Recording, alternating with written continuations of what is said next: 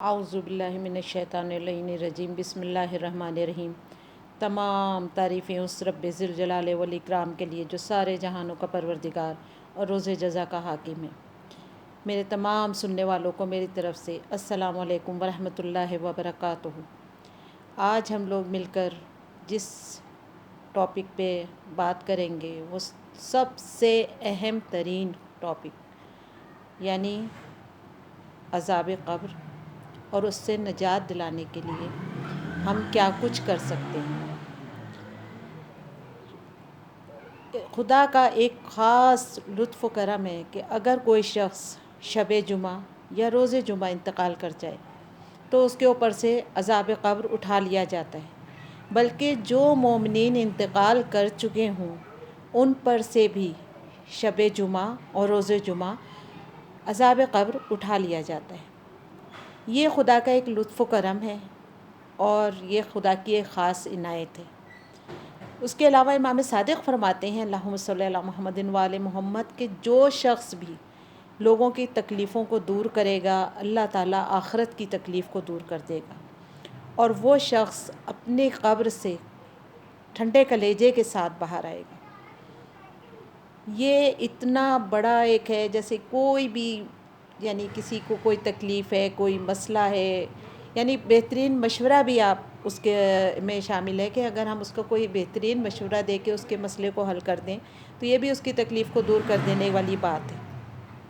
اس کے علاوہ روضۃ الحسینیہ میں شیخ بہائی نقل کرتے ہیں کہ یہ ان کے والد سے نے بتایا کہ روضہ امام حسین میں 2 شخص گئے اور ایسے شخص کو گردن کے ساتھ جکڑ کر لائے اور اس سے کہہ رہے تھے بدبخت تو کیا اس قابل ہے کہ زمین کربلا میں دفن ہو؟ جب وہ اس کو لے کر چلے تو اس نے زری کی طرف رخ کیا اور کہا یا ابا عبداللہ میں آپ کا مہمان ہوں اور آپ سے پناہ چاہتا ہوں۔ شیخ بہائی کے والد کہتے ہیں کہ میں نے دیکھا کہ زری کا دروازہ کھلا اور سید الشہداء باہر آئے اور کہنے لگے اس نے مجھ سے پناہ طلب کی ہے، اسے چھوڑ دو۔ اگر کوئی صاحب ایمان ہو اور کربلا میں دفن ہو جائے تو وہاں پہ عذاب نہیں ہوتا۔ اس کے علاوہ سورہ ملک کی روزانہ تلاوت اور سب کو پڑھنے کی تاکید کرے جائے۔ یہ وہ سورہ ہے جو آپ کی حفاظت کرتا ہے اور خدا سے باقاعدہ کہتا ہے کہ اگر اس پہ عذاب ہو تو کہتا ہے کہ اس نے مجھے تیرے کلام الہی سے پڑھا تو اس کے اوپر عذاب نہ کر۔ اس کے علاوہ بیماری کے دوران اگر کوئی شخص سورہ توحید پڑھتا رہے تو وہ بھی عذاب قبر سے محفوظ رہتا ہے، اور قیامت میں ملائکہ اس کو اپنے ہاتھ پر اٹھا کر پل صراط کو پار کرائیں گے۔ یہ نور الصدور میں شرح قبور میں یہ لکھا ہوا ہے۔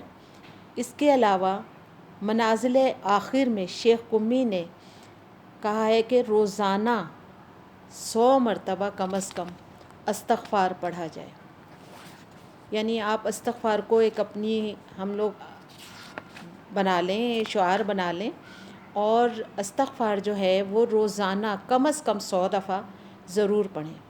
یہ وہ کام ہے کہ جو انتہائی سکون آسانی سے ہم کر سکتے ہیں، اور یہ چیزیں جو ہیں نا ہم کو دنیا میں بھی بہت زیادہ فائدہ دیتی ہیں اور آخرت میں بھی ہمارے لیے نجات کا باعث بنتی ہیں۔